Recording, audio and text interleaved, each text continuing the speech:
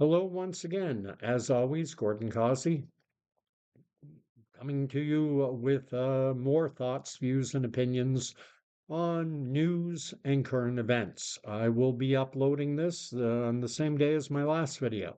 It's going to be going out on Sunday, the 18th of May.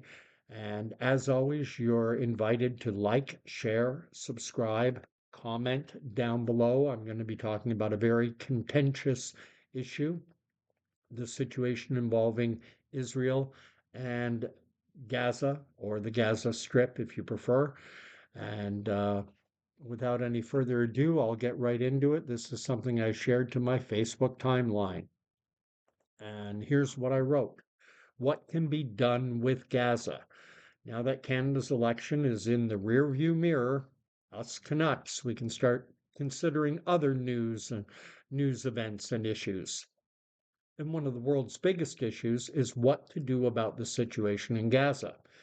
In cities across Canada and elsewhere in the world, marchers are taking over city streets with cries of "Free, free Palestine." And for those who support Hamas and similar groups, Palestine refers to both the Gaza Strip and the western bank of the Jordan River, the Israeli regions of Judea, Samaria. But given that these are two different populations and two completely different areas, I'm simply, for the purpose of this video, I'm going to be focusing in on the Gaza Strip. And no, I have not been there. Like most, all I have to go on is news footage, which includes videos and photo images. And what I see in those videos and photo images is total destruction. I cannot fathom close to 2 million people having to live under those conditions. Uh, I imagine this is what Dresden must have looked like after Allied bombers leveled that German industrial area in the dying days of World War II. Back in Dresden, uh, there were tens of thousands of German civilians, mostly women and children, who were killed in just 2 days of unbelievable bombing. Uh, Now, back in and around 2015, 2016, in that area, Canada opened its doors to about 25,000 Syrians who were seeking refuge from that country's brutal war. That involved fighting between Bashir al-Assad, the former dictator of Syria. His forces were fighting against insurgent groups as well as Islamic State fighters. And all that war, it led Syrians to flee en masse. Many of them went to Europe, others came to countries like Canada that opened their doors. But Syria is a big country. It's over 185,000 square kilometers. The Gaza Strip, by contrast, it's less than 400 square kilometers. And that population in Gaza, they've been displaced from one bombed out hellhole to another and then back again.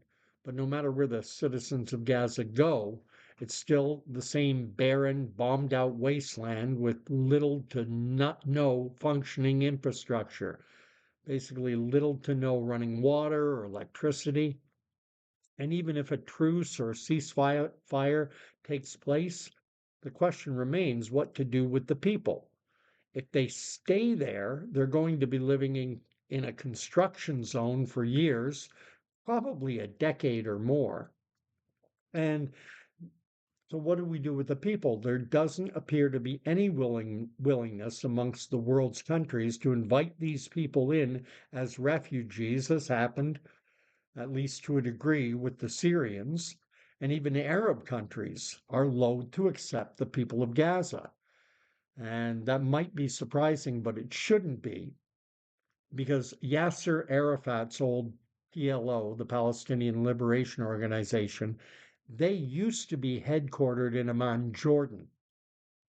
But after they tried to depose the Hashemite rulers of Jordan, the Palestinians were forced out and they fled mostly to Lebanon. And then what resulted was a brutal civil war in that country. And that's a war that Lebanon still has not recovered from. Now, for many, the solution is this long talked about two-state solution.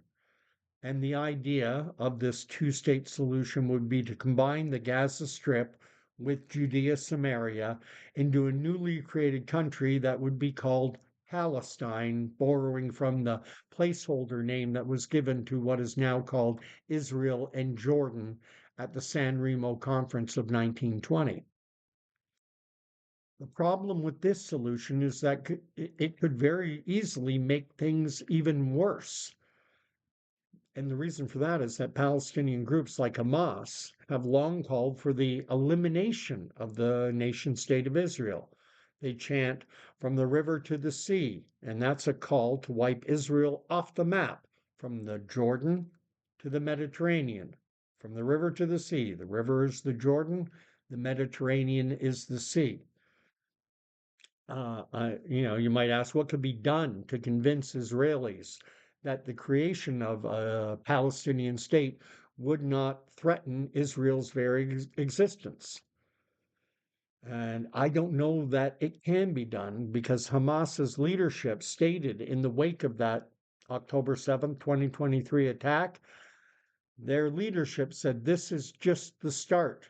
And they made a call to the Arab Muslim world, to the Islamic and Muslim nations of the world to join the Al Aqsa flood and to wipe Israel out.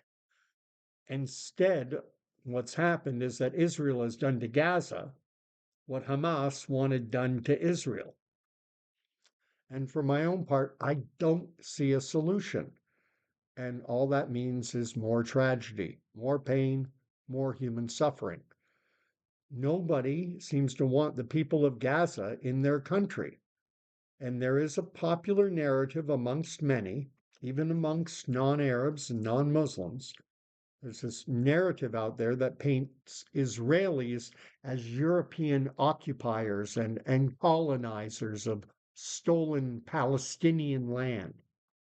And like all good propaganda, there are elements of truth to these claims. Yes, a large chunk of the Israeli Jewish population did emigrate into Israel or the British Mandate for Palestine. A lot of them came from Europe. And much of that immigration came in the wake of the Second World War, when European Jews found themselves homeless. So a lot of them had been interred in concentration camps, Dachau, Treblinka, Auschwitz. And after World War II ended, the World Jewish Congress back then, they called on all displaced Jews to return to their ancestral homeland, which was then governed as a colonial holding of the British. Now, Jews had been returning to this area even before the British Mandate was formally established in 1920. Back before World War I, this area had been part of another colonial empire, the Ottomans or the Turks, and they had been allowing Jews to return. And the influx of Jews into what was then, at that time, under the Ottomans, it was the Syrian district or province. It was the southern part of their Syrian province or district.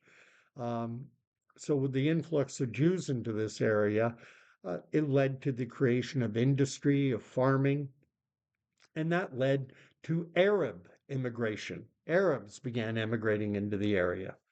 So, in point of fact, most of the people living in Israel and their territories are immigrants or descendants of immigrants. The Jews, by and large, either came from Europe or descended from those who came from Europe, and Arabs came from the place where Arabs originate from, which is the Arabian Peninsula. Uh, and I try to look at things divorced from emotion. And if you do that, I think you can pretty reasonably come to the conclusion that the fact is that there are two immigrant populations fighting over a little tiny piece of land that's about the size of the state of New Jersey.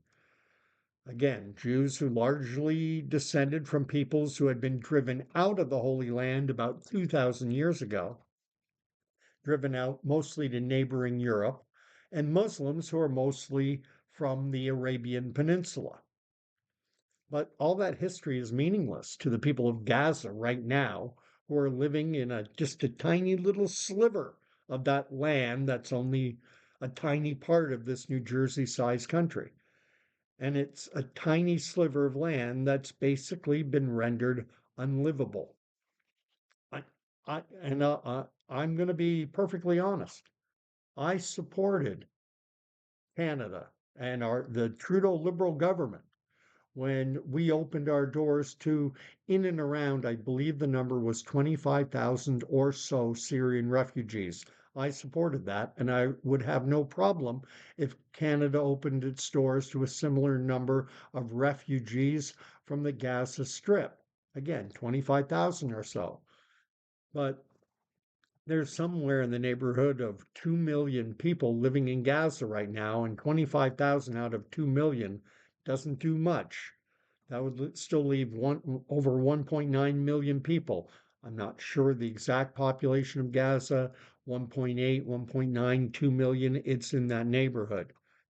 And ultimately, I do not see a solution, which means I see a horrible situation becoming more horrible in the weeks and years ahead.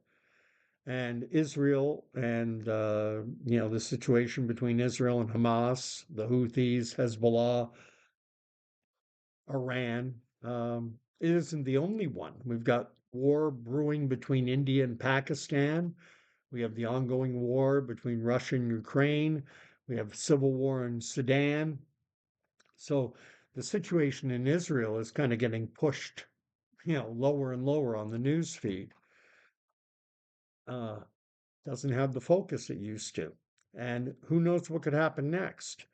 There was a civil war that killed hundreds of thousands in Yemen, and that could flare up again. Or the situation in Syria, they just had a civil war that deposed Bashir al Assad, and he's been replaced by a new group, and that could blow up again. And ultimately, all this should serve as a reminder, at least it does to me, for people living in a country like Canada, just how good we have it. Right now, Canadians are all very divided politically over our newly elected government, but at least we have clean water and we have electricity, and we don't have to live in fear of rockets being hurled down at us from terrorist groups that want us wiped off the map. We don't have to worry about, you know, what the people in Gaza have to worry about. It's a horrific, horrific situation.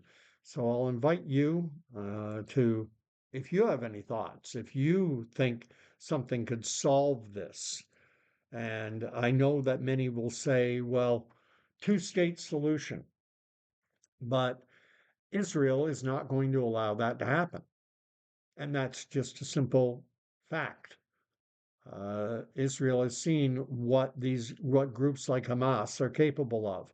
And if you then legitimize their cause by giving them, all joining the Gaza Strip with the western bank of the Jordan River, if you combine the two together, then their capacity to do an October 7 increases.